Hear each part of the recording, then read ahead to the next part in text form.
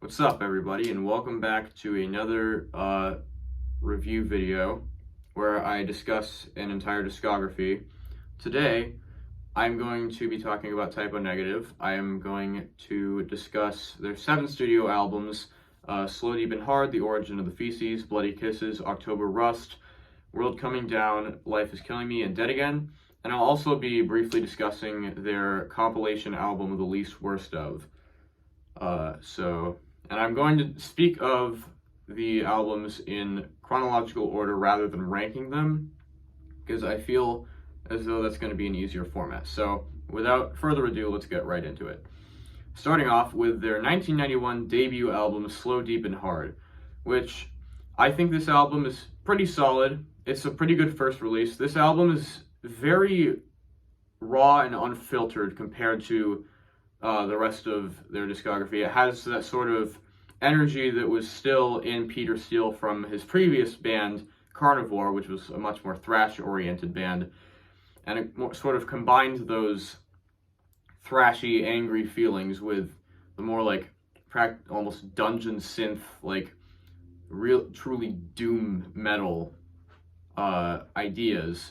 And the production on this album is very messy and murky, and it sort of sounds like you're in a dungeon, which I think contributes to the atmosphere pretty well, and the production doesn't really get in the way too much with its flaws.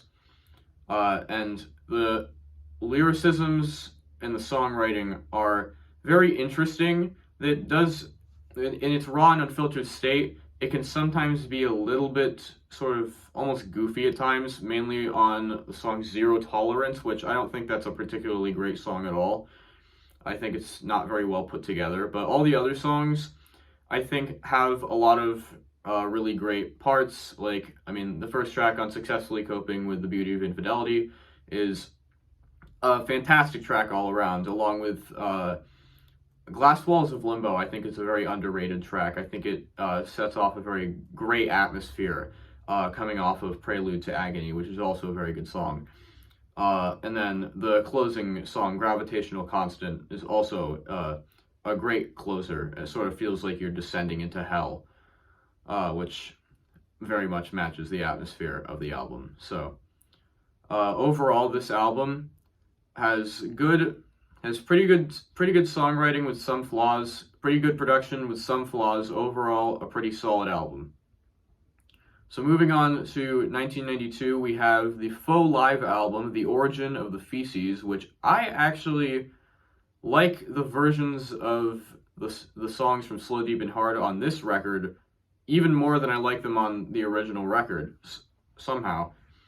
For some reason, I find it a lot more satisfying to listen to. I feel like the production, combined with the live setting, and the sort of variations on the different structures of the songs and the way that they make everything move sonically, I think it overall gives it a better feel. It makes it a bit more fun, which I found was a little bit better compared to Slow, Deep, and Hard, which is much more based off of the trying to make things as intimidating and scary and creepy as humanly possible, although it certainly succeeded there. My favorite part of this album is Sal Agrescato's drum work. I think that it really shines on a lot of songs. I like some of the additions, like Are You Afraid is a really great transitional track, and the cover of Hey Joe is a very good cover, and along with a number of other covers that Type O Negative would do in their discography. I think that the faux live aspect of this record is it adds quite a bit. It doesn't get super annoying, which I think is the reason. One thing that is a turnoff to many people with this record, but it's really a turn on for me. I think that it overall contributes, and that's why I think that I enjoyed this record even better than Type O Negative's debut. So next up, there is Bloody Kisses from 1993, which is sort of when Type O Negative kind of took off with their goth metal approach.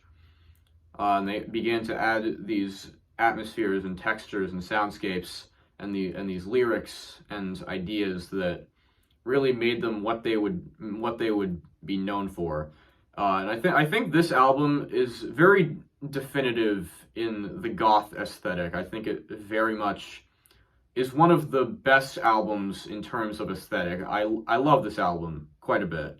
Uh, with the exception of a few interludes, which I think aren't that good, specifically Dark Side of the Womb, which is just really unnecessary, that song.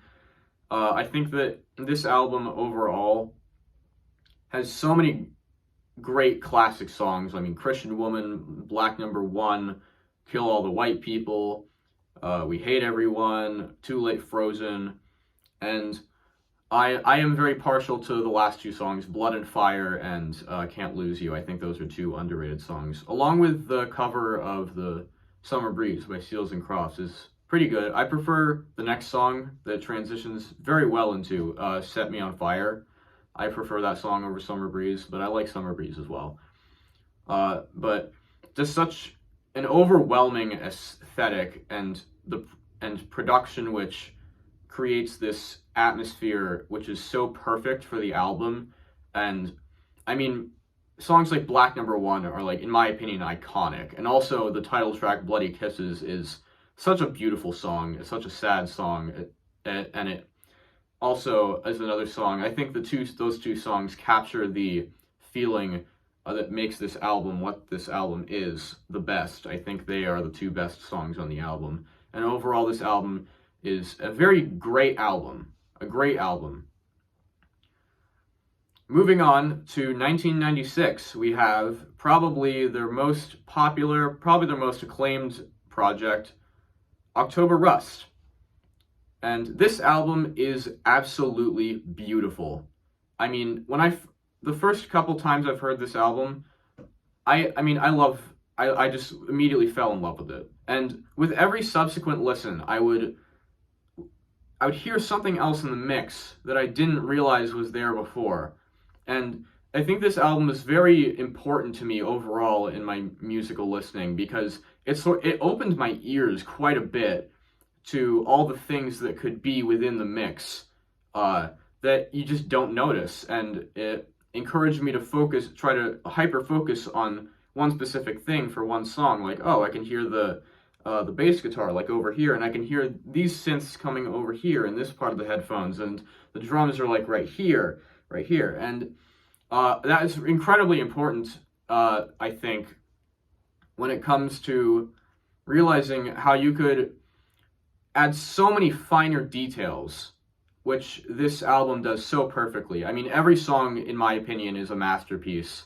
There are no bad songs on this album. Everyone just works so perfectly with it flowing into the next. And I mean, the production's awesome. The performances are very beautifully done.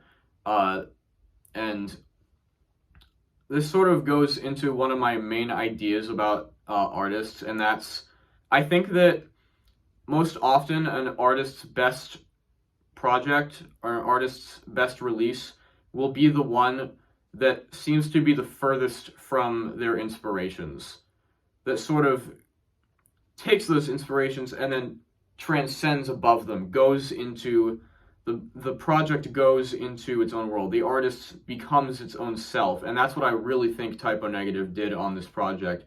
They transcended above their inspirations, and they created something entirely to themselves, entirely unique to themselves, and really, this is what really made a name for themselves, I think. And this album is absolutely gorgeous. It's very just sort of calming. It's insanely well paced. That's another thing about Type O Negative albums, is they're insanely well paced.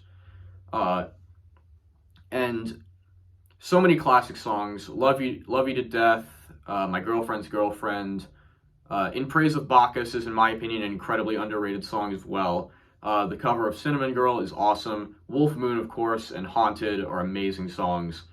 So this album is a masterpiece, in my opinion. It's very beautiful. And in my opinion, one of the band's absolute best.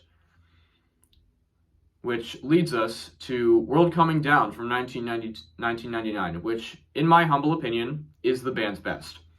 Now, when it comes to like dark times, I think that is something which, unfortunately and fortunately somehow, brings out the best in an artist, and I think really helps them to fuel the creative process, which is unfortunate that dark times come, but when you can fuel it into something so beautiful, so relatable, so powerful, so moving, I think that's a beautiful thing. And that's really what Typo Negative did with World Coming Down, what Peter Steele did with World Coming Down, was taking all of the things, all the struggles in his life at the time, and making them into this absolutely haunting, sinister, gothic masterpiece that really also transcends as well, along with October Rust.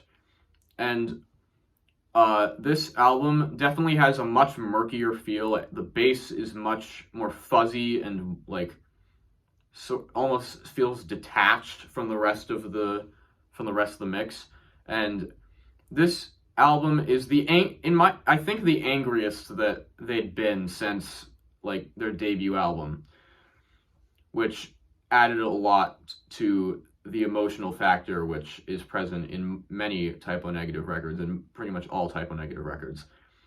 And many classic songs as well here. Everyone I Love Is Dead is amazing.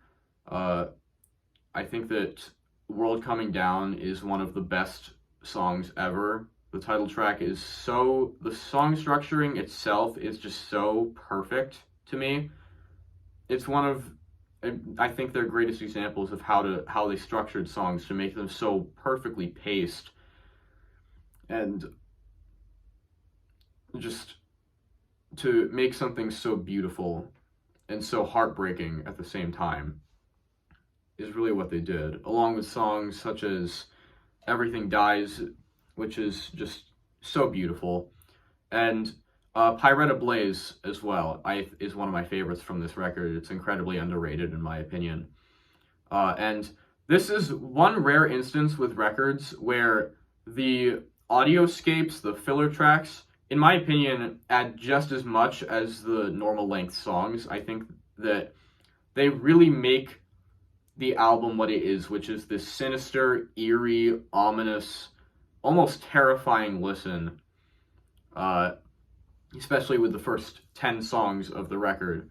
I think in the last 3 songs it gets to a bit of a lighter break moment at the end, sort of as a, I'm sorry, let's get you out of this funk that we put you in. And this album is my favorite of Typo Negatives. It's absolutely amazing. It's absolutely a terrifying, depressing, but also almost uplifting listen. It's incredibly cathartic to listen to, and I love coming back to it. So now I'm going to briefly discuss the compilation album from 2000, The Least Worst Of, which has a few previously unreleased songs which I would like to talk about, such as Stay Out of My Dreams in specific, which I was so surprised when I listened to this song. I had no idea why they hadn't put it on a actual like studio release. I was amazed by how awesome, it's such a fun song. It's so fun to listen to, and I was amazed, like, how did this not get onto World Coming Down? It's just, it would be such a great closer. And other songs like 12 Black Rainbows and a couple covers like Black Sabbath from the Satanic Perspective is also an amazing cover, another amazing cover. So yeah, those songs in specific, I think, are incredibly underrated, and I'm glad they at least appeared on a compilation, so we had the opportunity to hear them, because I think they're amazing songs that have their own place in the Typo Negative catalog. So now I'm going to continue on to Life Is Killing Me from 2003, which this is one of their more varied releases, one of their more accessible releases. It's it feels like there's a lot more variation between the different emotions. It feels like there's happiness, there's anger, there's sadness, there's depression, there's elation. There's everything with this record. It has a lot of different influences. There's sitars, there's regular straightforward gothic songs, there's almost punk rock-esque music in there with songs like Angry Inch and I Like Goils, and which both of those songs are incredibly contrasting, by the way. And then you have the classic songs on this record. I Don't Want to Be Me, another sort of upbeat, like almost punk rock-esque song. Then Life Is Killing Me, the title track, is absolutely amazing. The chorus hits so hard. And then, of course, there is Anesthesia, which might just be the best song that they ever did, in my opinion. I think that just with it's emotionally, structurally, sonically, the performance-wise, everything is just so... Sorry, hold on a sec. Everything is just so amazingly done. And it's one of the most emotionally delivering songs for me. And it means a lot. It has a lot of emotion into it, and I can relate to a lot of the lyrics. It's a sad but true song, I feel like. And unfortunately, a lot of people can understand what they're talking about in the song and the feelings that come with it. Other songs that I like are A Dish Best Served Coldly, Nettie, We Were Electric You is another underrated song in my opinion. Angry Inch, I love Angry Inch. It's such a fun song. And yeah, I think that's about it. So now lastly, we have Dead Again from 2007, the final release. And this album is so underrated, in my opinion. It's so fun, so catchy, such a great way to return to their roots with the thrash elements. And there's just, the production also goes back to that sort of messy feeling, which I think really, all of this sort of return, I think was such a great way to end the discography, although they didn't know at the time that it would be the end. And has such great songwriting, again, as per usual with Typo Negative. There are a couple of songs that are a little bit, like, for me, like These Three Things and Some Stupid Tomorrow in specific, I have problems with. But so many classic songs for me. I mean, the title track, Dead Again, sort of just kicks open the album with this almost cinematic feel, especially in the outro, which literally just sounds like the opening credits to a film. And this almost feels like a movie. It almost feels like a movie. It's sort of like a story in a way. And songs like Tripping a Blind Man, The Prophet of Doom, another song, September Sun, and then Halloween in Heaven and Hail and Farewell to Britain. Those two songs are the catchiest songs of all time, and no one can convince me otherwise. They're the catchiest songs ever.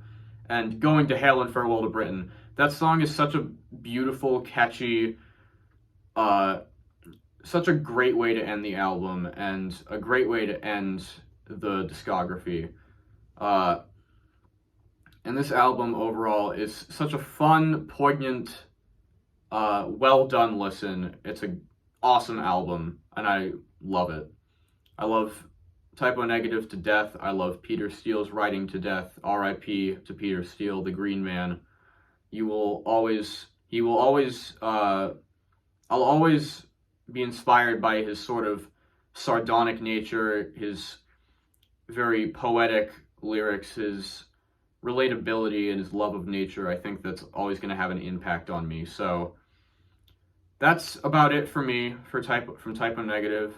I'll be hopefully releasing another discography rating soon, discography review soon, and I'll see you then. Have a good day.